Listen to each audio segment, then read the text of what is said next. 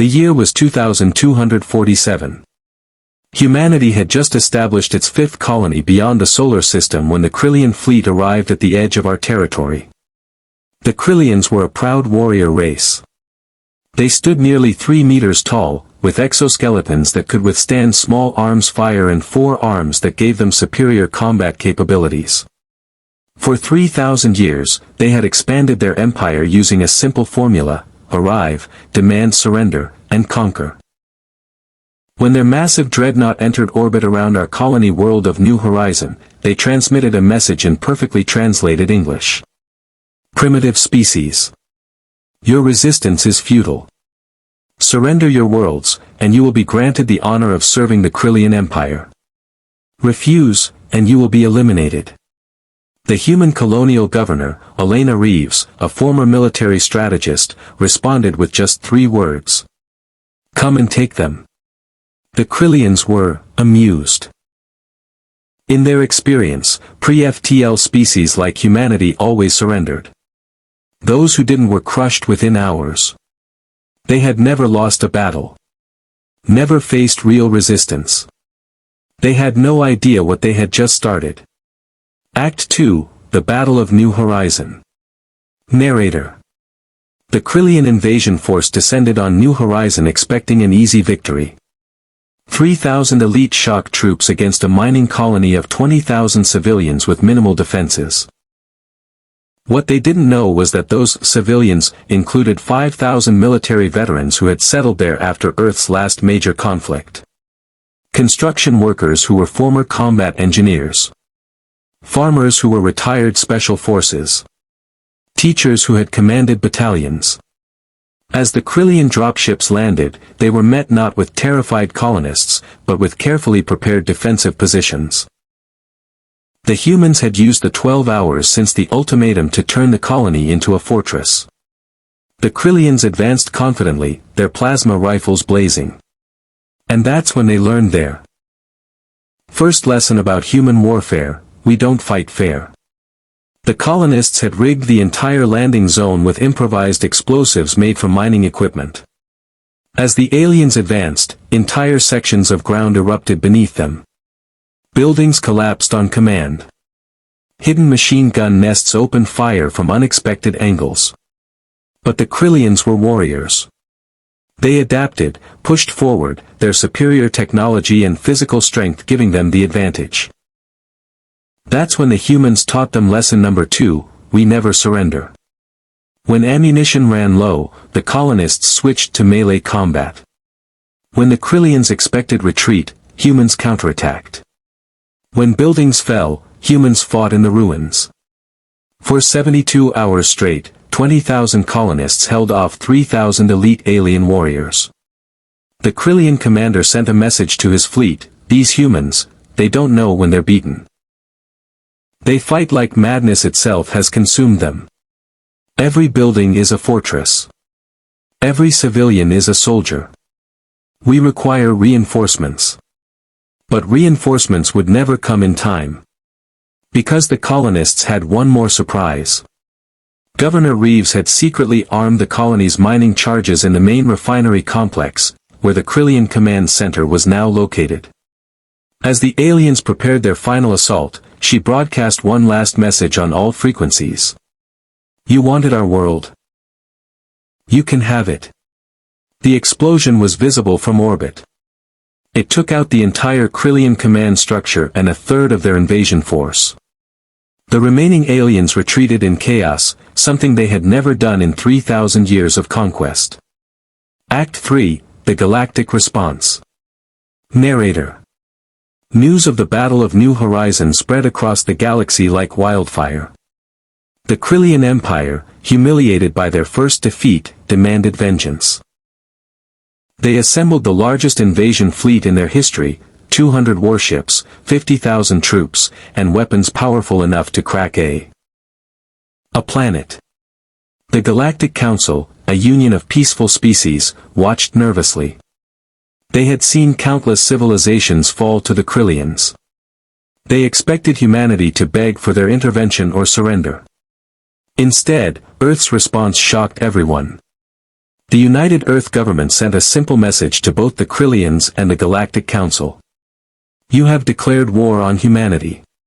We accept. But understand this, we have studied war for 10,000 years. We have written books about it. We have made it an art form. We have fought each other in conflicts so devastating, we swore never again. But you have given us a common enemy.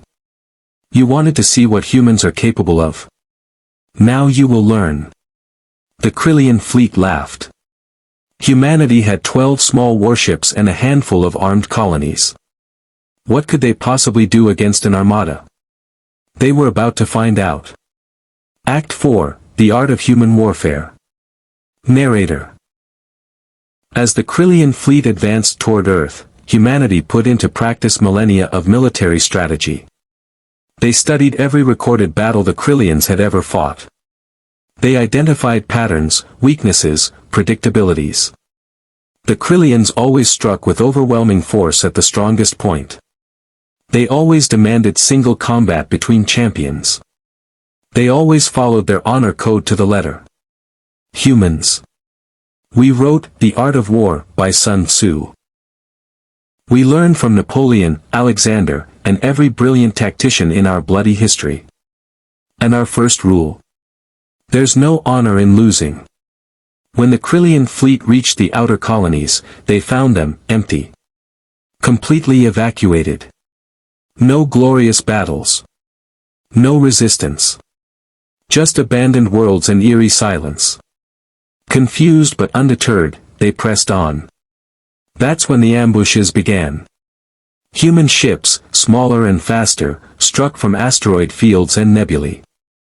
They never engaged directly. Hit and run. Strike and fade. Guerrilla warfare on a galactic scale. The Kryllians lost ships not to glorious combat, but to mines. Traps, and tactics they considered cowardly. Their honor code said they couldn't retreat from a challenged foe. So humans challenged them everywhere at once, stretching their forces thin. Their tradition said the strongest warrior leads from the front. So humans specifically targeted command ships with suicide drones and long-range missiles. Their pride said they would never ask for help.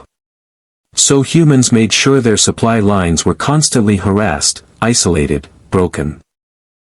And then came the masterstroke. The humans leaked false intelligence suggesting Earth's defenses were concentrated around the homeworld. The Kryllian fleet, desperate for a decisive victory, took the bait and committed their entire armada to a direct assault on Earth. They jumped into the solar system ready for the final battle, and flew straight into humanity's trap. Act 5, The Battle of Earth. Narrator. The Kryllian fleet emerged from FTL expecting to face Earth's 12 warships. Instead, they found themselves surrounded by 3,000 vessels. How? Where did humanity get such a fleet? The answer was both simple and terrifying. Humans are really, really good at industrial warfare. In the 6 months since New Horizon, humanity had converted every shipyard, every factory, every construction facility into war production. We built ships not for elegance or tradition, but for one purpose, to destroy the enemy. Simple, mass-produced, deadly. But numbers weren't the only advantage. Humanity had done something the Kryllians never expected. We hacked their communications. A human AI specialist named Marcus Chen had studied the Kryllian computer systems from captured wreckage. He found something interesting. Their entire fleet operated on network systems, because their honor code said warriors should trust each other completely. We weaponized that trust. As the battle began, Chen's virus spread through the Kryllian fleet. It didn't shut down their systems, that would be too obvious. Instead, it fed their commanders false information. Ships that reported full shields were actually damaged. Reinforcements that were supposedly en route were nowhere near. The flagship thought it was coordinating an advance when it was actually leading its fleet into a kill zone. The battle was chaos. The Kryllians, for all their strength and technology, had never faced an enemy that fought the way humans did. We targeted life support instead of weapons. We used psychological warfare, broadcasting images of their fallen on all frequencies. We even faked surrender to lure ships into ambushes, a tactic so dishonest, it had never occurred to them. Admiral Sarah Chen, commanding the human fleet, later said, "They fought like warriors. We fought like survivors. And survival doesn't care about honor." After 18 hours of brutal combat, the Kryllian fleet broke. Their admiral, facing the destruction of everything he commanded, did something unprecedented in 3,000 years of Kryllian history. He surrendered. Act 6, The Aftermath. Narrator. The surrender of the Kryllian fleet changed the galaxy forever. The Galactic Council, which had watched the battle in stunned silence, immediately recognized humanity as a sovereign species and offered us a seat at their table. But the real change was in how the galaxy viewed warfare itself. The Kryllians had dominated through honor, tradition, and strength.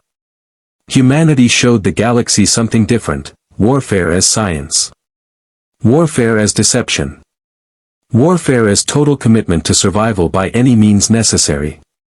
The Galactic Council's military advisor, a being named Zorthak, made a statement that would be remembered for generations. "We thought we understood war. The Kryllians taught us about strength. The Veltak showed us speed. The Morpheus demonstrated resilience. But humans revealed something terrifying. They showed us that war isn't just a battle, it's a philosophy. An art they've studied for their entire history. Every human carries within them the lessons of 10,000 years of conflict. They don't just fight wars. They understand them in ways we never imagined. Today, we learned why their own planet is scarred with the aftermath of countless conflicts. And we pray we never have to face them as enemies." The Kryllian Empire, shattered by their defeat, sued for peace. In the negotiations, the Kryllian admiral asked Admiral Chen a question. "How did you defeat us so completely? Our warriors are stronger. Our technology more advanced. Our empire had never known defeat in 3,000 years." Admiral Chen's response became legendary. "You fought like you always won. We fought like we always lose. You see, Admiral, we humans have been losing battles for our entire history. Losing to nature. Losing to disease. Losing to each other. We've faced extinction a dozen times. And every time, we learned. We adapted. We evolved. Not just our bodies, but our tactics, our strategies, our very understanding of survival. You were born into an empire that never knew defeat. We were born into a species that learned from every loss. And that made all the difference.